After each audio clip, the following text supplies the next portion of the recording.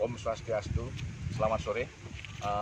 Selamat sore Bam, Bim, mamanya sama Ayu. Sore yang indah sekali di tempat ini. Sebelum saya menyampaikan tema ke-6 saya bisa perkenalkan. Ini kampungnya Bam sama Bim, tempat tanah kelahirannya Bam dan Bim, Dowaru. Jadi ini adalah perbukitan sawit di wilayah Dawaru.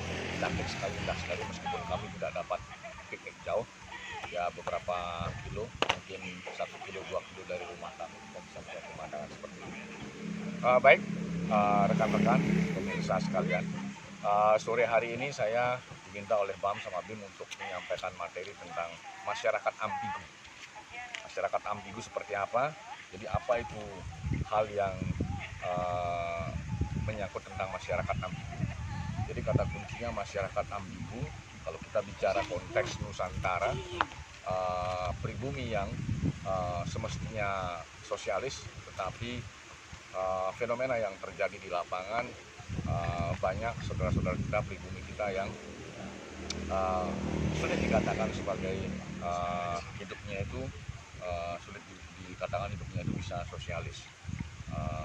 Itu yang menjadi kata kunci. Jadi masyarakat ambigu adalah pribumi yang seharusnya sosialis tapi tidak demikian adanya. Jadi apa itu masyarakat ambigu? Masyarakat ambigu sebenarnya pemikiran kritis saya yang melihat bahwasanya ketika kita bicara Indonesia, Nusantara, dari Sabang sampai Merauke, di seluruh tanah air kita, itu sebenarnya sejarah peradaban condong bisa dikatakan sebagai masyarakat sosialis. Indikasinya apa? Indikasinya pertama, di setiap daerah di Indonesia dari Sabang sampai Merauke itu pasti ada suku-suku. Suku-suku itu pasti memiliki kepala-kepala suku yang notabene kehidupan mereka, peradaban yang lama, mungkin sampai hari ini masih ada yang kuat mempertahankan itu, adanya kepala suku, proses pemilihan kepala suku yang notabene tadi alasan pertama, kemudian alasan kedua, mengutip apa yang disampaikan oleh budayawan kita dari Jogja, yaitu Umar Khayyam.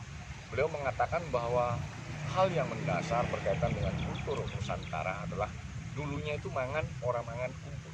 Nah, jadi dua alasan itu yang mendorong pemikiran saya ingin mengatakan bahwa sebenarnya masyarakat pribumi itu tidak perlu ambigu. Artinya apa? Artinya dia sebenarnya punya kultur atau dasar kehidupan yang guyup, yang sosialis, yang bahasanya Umar Khayyam adalah orang mangan kumpul. Tapi dengan perkembangan peradaban yang sangat pesat maju sekali, baik dari masa awal modern, kemudian peradaban modern, kemudian sekarang kita berada pada masa masa IT, yang sebelum masa IT itu ada namanya masa postmodern. Sehingga hal ini, kemajuan peradaban ini mendorong termasuk orang-orang Nusantara itu untuk melakukan semacam peradaban yang move.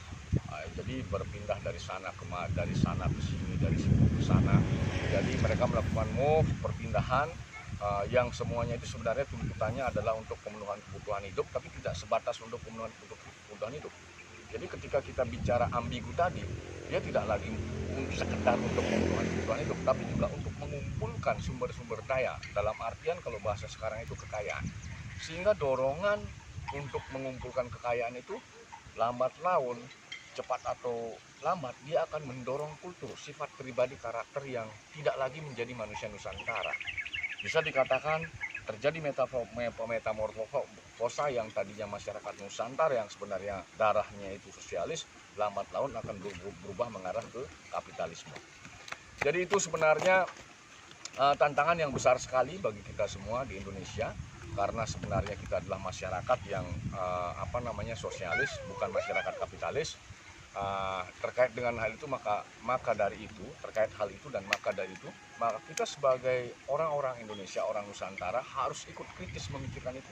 Jangan sampai kultur kita yang sebenarnya orang-orang guyup, orang-orang yang hidup bersama, berkumpul, yang notabene ujung muaranya nanti adalah harmoni Nusantara, harmoni lingkungan, bisa kita pertahankan, bahkan kita tingkatkan, tidak justru berbalik arahnya tujuannya, sehingga ini akan merugikan kita semua, masyarakat Nusantara dan lingkungan sekitarnya, lingkungan kita sendiri.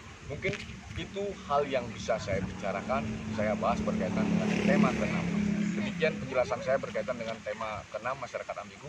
Akhirnya saya tutup dengan menyampaikan pramesaan. Om Santi Santi Santi. Terima kasih.